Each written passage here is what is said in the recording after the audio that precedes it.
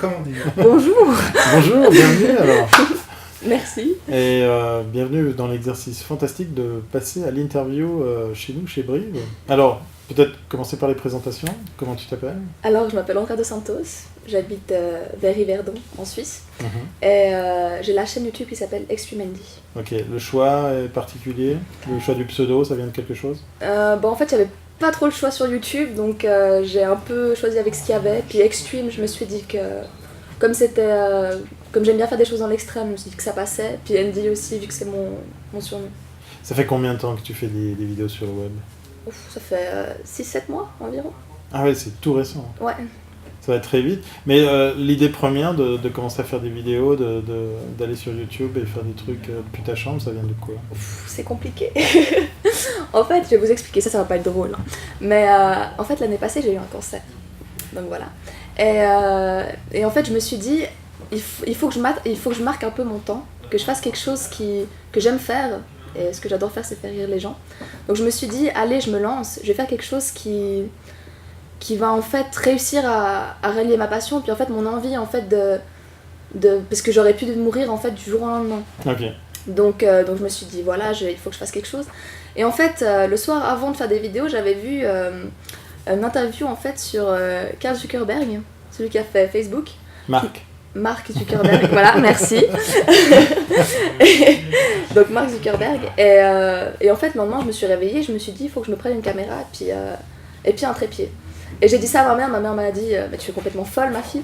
Et puis j'y suis allée, et puis elle a dit, mais voilà, tu vas acheter ça, et puis ça va te servir à rien, comme d'habitude, tu vas laisser tomber au bout d'une semaine, ça va être fini. Et Ah, en fait, t'as même pas cru en fait. non, elle m'a pas cru, parce que j'adore la nouvelle technologie, puis j'ai plein de nouvelles choses, mais j'utilise quelques fois, et ensuite, c'est un peu laissé dans le placard. Donc elle s'est dit, mais ma fille, tu vas encore dépenser de l'argent pour rien. Est-ce que ta maman était consciente que tu allais te commettre sur Internet avec cette caméra, que tu allais publier du contenu sur le web? Donc ma mère, non, elle pensait vraiment pas que j'allais aller aussi loin, même si je suis pas aussi loin que ça, d'après mes espérances, mais ma mère, elle pensait pas que j'allais faire ça en fait. Elle pensait vraiment que j'allais faire une vidéo, que j'allais la montrer à la famille, puis basta. Ok, d'accord. Et c'est Monsieur Facebook qui t'a donné envie? C'est ça? Oui, c'est Mark Zuckerberg. Il a dit quelque chose de particulier qui t'a parlé ou... Je pense que pendant la nuit, ça m'a travaillé. D'accord. Moi aussi, je veux devenir riche avec un réseau social. C'est ça l'idée? Non, mais c'est même pas ça, mais je pense que pendant la nuit, ça m'a travaillé, et puis le lendemain, j'avais vraiment cette idée en tête, puis c'était vraiment en fait sur un coup de tête.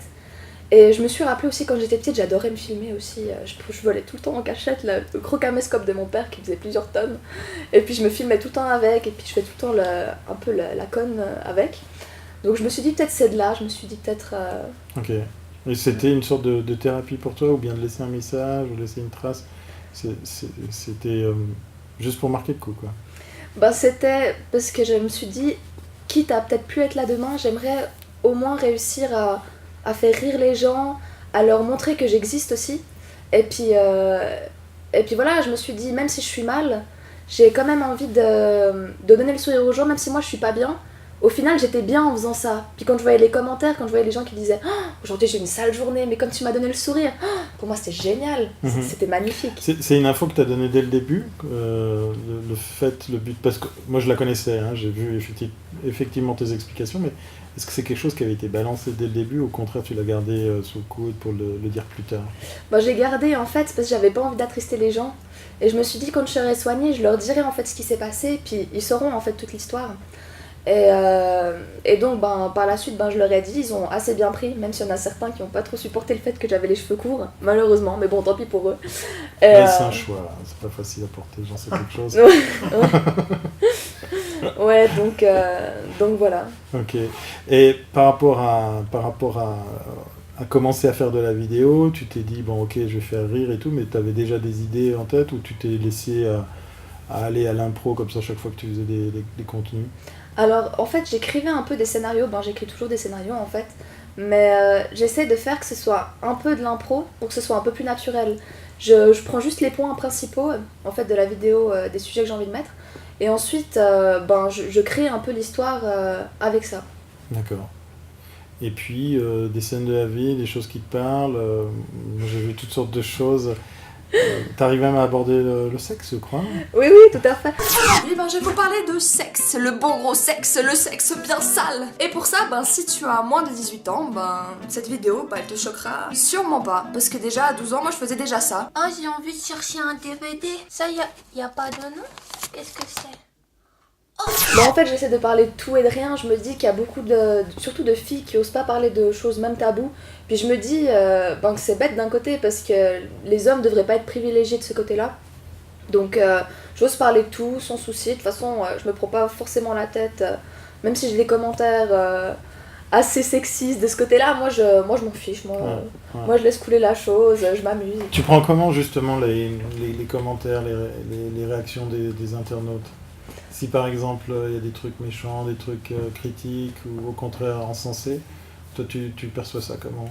Alors au départ, les critiques qui me faisaient mal, c'était les critiques vis-à-vis de mes cheveux. C'était surtout ça, parce que, non c'est vrai, parce qu'on me disait par exemple, la pire critique que j'ai eue, c'est « mets une perruque s'il te plaît, t'es moche ». Donc ça, d'un côté, je pense que si dans la rue on me disait ça, je pense que je foutrais un bon coup de poing à la gueule du gars ou de la fille. Mais c'était surtout le commentaire qui m'a fait mal. Sinon les autres commentaires sur mes seins ou quoi que ce soit, moi je m'en fiche. Hein. D'un côté, ça touche le physique et puis voilà. Je sais qu'il y a beaucoup de gens qui supportent pas trop les critiques comme ça. Moi ça me fait plutôt rire en fait. Donc voilà, moi je me prends pas la tête. On revient sur l'outil que tu utilises, YouTube.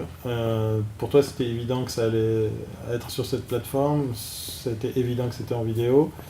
Comment on fait pour avoir une audience? Comment on fait pour que tout d'un coup, il y ait du monde qui regarde tous ces contenus? En fait, je connaissais pas trop YouTube. En fait, je me suis un peu lancée parce que je regardais 2-3 vidéos sur Internet, mais j'étais même pas abonnée déjà.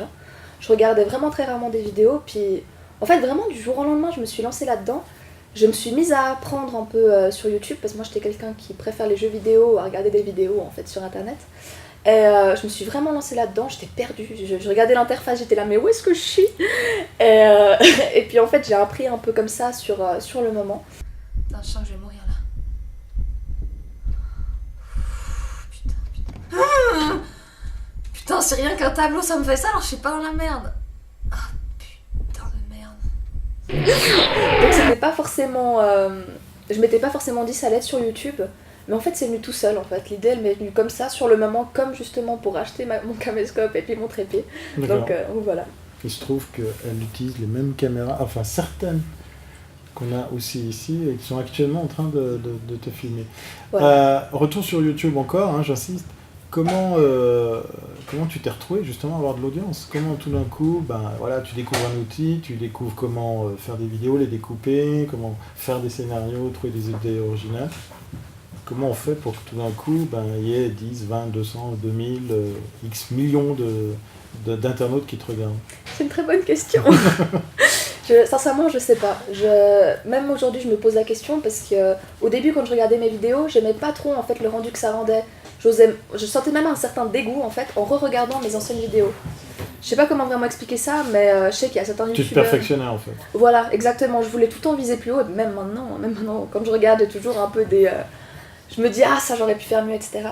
Parce que tu as tout appris sur le tas en fait. Oui, l'utilisation de la caméra, le montage, la mise en ligne, tout ça, tu t'es débrouillée toute seule. Ouais, toute seule.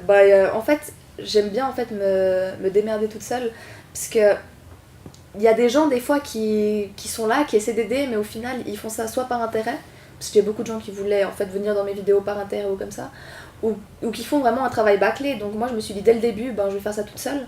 Peut-être par la suite je vais prendre des amis ou comme ça pour faire ma vidéo, mais ça va toujours être moi, enfin j'espère, qui vais vraiment faire en fait la base et puis le tout de la vidéo. Choisir ce que tu mets dedans. Voilà. Ouais. Justement par rapport au futur, tu t'es dit au début, tiens voilà c'est pour laisser une trace, maintenant tu considères ça autrement, comme une vraie activité, un gagne-pain, un futur boulot? Moi je vois ça en fait surtout comme une passion, parce que j'adore faire ça, puis j'ai toujours les cours à côté, je sais qu'il y a des gens qui laissent tout pour faire que des vidéos vraiment tous les jours, etc. Parce que t'es encore aux études? Oui, je suis encore aux études. T'as quel âge alors? J'ai 19 ans. D'accord. Et là je suis... Tu arrives à concilier les deux? Ouais, même si c'est un petit peu difficile, surtout quand des fois j'ai des tournages, enfin j'en ai eu un, mais quand j'ai des tournages sur Paris, etc., c'est un petit peu difficile. Mais disons que j'adore avoir plein de choses dans ma journée, donc pour moi c'est le top. Donc, ça t'occupe bien en fait. Ouais, voilà, ça m'occupe bien, et puis je reste pas assise sur mon canapé ou en train de jouer tout le temps aux jeux vidéo, donc... Et on peut même jouer à Call of Duty ou FIFA. Moi, tout me va tant que je joue avec